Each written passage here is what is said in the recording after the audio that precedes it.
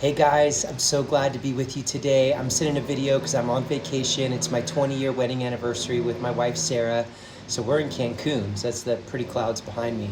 But I'm glad to hang with you guys. Last week when we met in person, it was an honor to get to meet all of you in person, especially you, Brandon, since I didn't actually know you.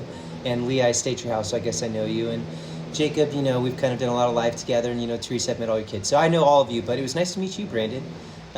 Anyhow, I'm excited to get to hang with you guys. Today I want to talk about something along the lines of conflict, but it's the other half of conflict. We talked about your brain and what your brain does in conflict. Now I want to talk about your heart. More specifically, I want to talk about your heart in conflict because your heart actually has a superpower. Now, by the way, if I'm squinting, it's because it is super bright out here and I didn't want to wear sunglasses. So I'm not mad, I'm just squinting because it's very bright. Anyhow, so I want to talk about your brain's superpower in conflict. Now, the cool thing about your brain is that your brain does all of these things. And you learned about the amygdala hijack. You learned that it forms from the back to the front.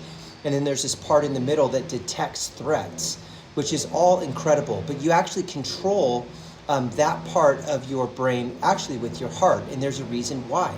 It's because your heart has a superpower and a role to play to help you navigate conflict successfully. So surprisingly, the first thing that formed when you were conceived was not your brain, it was your heart. Your heart formed first. So this is kind of a big deal that your heart formed first because it means that your heart has its own kind of intelligence.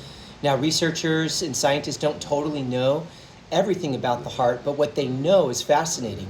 What they know is that your heart sends twice as many signals to your brain as your brain sends to the rest of your body.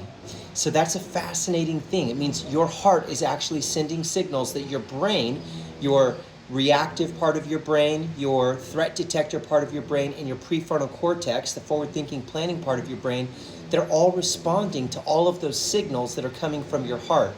So if your heart is racing, your amygdala is now filtering through. Why is our heart racing? Is there something to run from? Is there something to fight? Another fascinating part about our hearts, especially our hearts in conflict, is that our hearts put out a 300-foot electrical signal that is measurable. Now, this is totally crazy. If you've ever thought that you had like ESP, like extra sensory perception, the reality is that you don't. You don't have ESP in the science fiction sort of a way, but you actually kind of do have ESP because your heart is putting out a 300-foot electrical signal. And your signal from your heart interacts with my signal from my heart. And when those signals interact with each other, we can affect one another. A great example of this would be if you've ever walked into a room where people were having a fight, but you didn't know that they were having a fight. You just walked in and you could feel like, whoa, something's going on here. There's something off. Have you ever felt that? I know that I have. And that's because the other people in that room were putting out an electrical signal with their heart that said, danger, Will Robinson, danger, or protect, or frustration. And so you walked in the room, and even though you hadn't said a word and maybe they stopped talking when you walked in the door, you could still experience and see what was happening there. And it wasn't ESP, it was because your heart's frequency is connecting with their heart's frequency, and it was impacting you. So I wrote down just a list of ways that heart signal impacts you. It actually informs your intuition. It informs your sense of danger. It informs your sense of happiness. And it can inform our state of attraction to one another. And it kind of puts an antenna up for strong emotions. Now, a lot of times the first place where we feel this is when we fall in love, and you're beginning to date and you find that other person and you make eye contact and all of a sudden you get the butterflies in your stomach and you're feeling that sense of like pure excitement and joy, and the other person is feeling it too. And then what do they say? It was electric. I met her. It was electric. What are they really saying? Our heart signals connected and they were both in tune. She thought I was hot. I thought she was hot. And we were like, pow, this is a thing. So I think that's really cool. I think it's really fun. So when you become aware of your heart's power, what happens is you start to think differently about how you treat your heart and how you can grow your awareness of how it's being impacted by things like stress. See, your heart has its own intelligence. It informs your intuition, and it gives you that almost that sense of extrasensory perception. And what if I told you it's like a muscle? You can grow that awareness so that you can read rooms more quickly, so that you can serve others more powerfully. Think about this even in terms of clients. I mean, we're talking about this in terms of a team, how you serve one another, but think about this in terms of clients. You never want to be the person who the client shows up to in their office and you're not aware that there's something going on with them. You want to be in tune with them, and you can actually grow that self-awareness of your heart so that you can serve people more powerfully. Now, I've already given you tools when we were talking about what in the brain is going on here with your brain and the amygdala hijack, which is that box breathing. And that is an incredibly powerful tool because actually what it's doing is it's first regulating your heart. So box breathing is a universally recognized tool that I like to come back to a lot because it really does wonders to lower your heart rate. And if you don't lower your heart rate, what happens is you begin to carry that stress with you. So you imagine when a stressful moment comes in, adrenaline floods your system.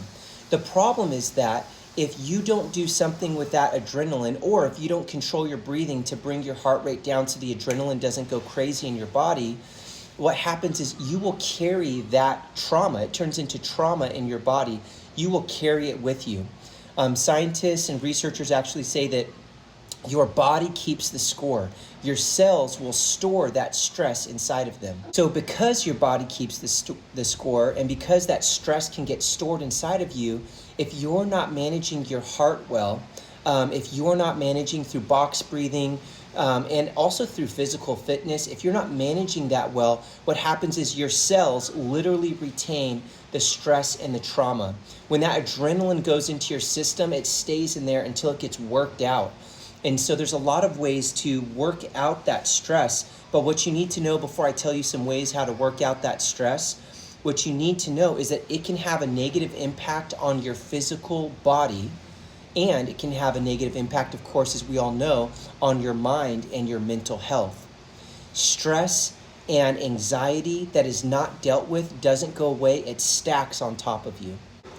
If you think about it, this is one of the reasons why victims of abuse and people who have experienced a lot of stress, this is why they can kind of get stuck in these cycles where they have high stress situations and they go from stress to stress to stress. But did you know that if you have a significant number of those stressful moments, it literally decreases your lifespan?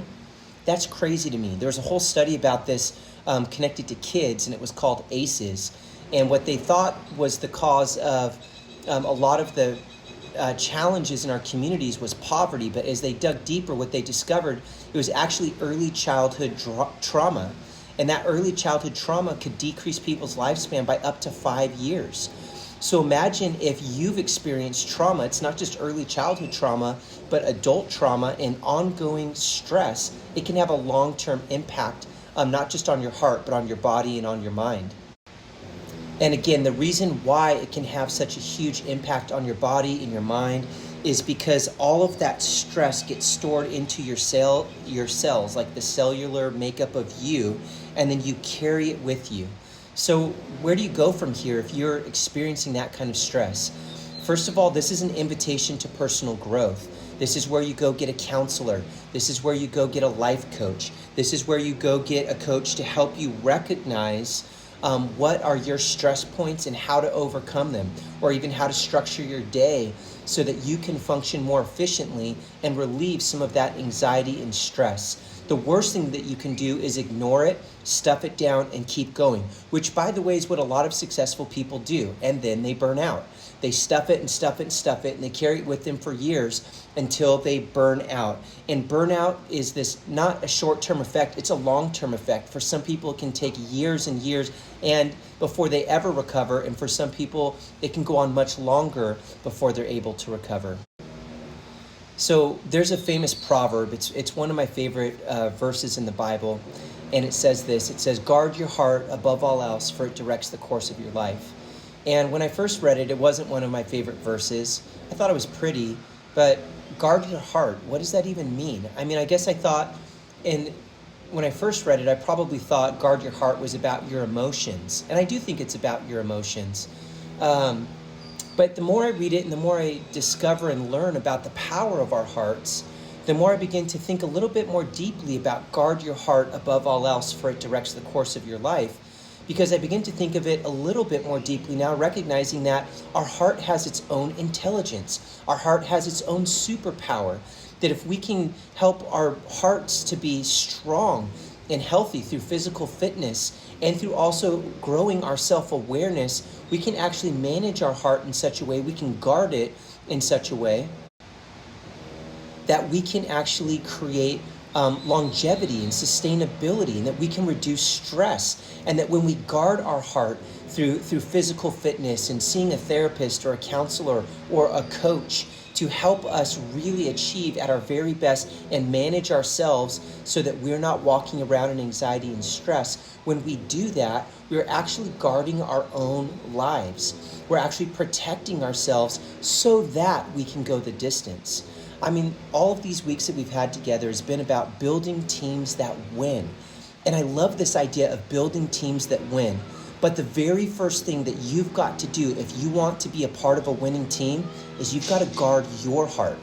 You've got to be aware yourself of how you are experiencing your life, of how you are dealing with stress or not dealing with stress.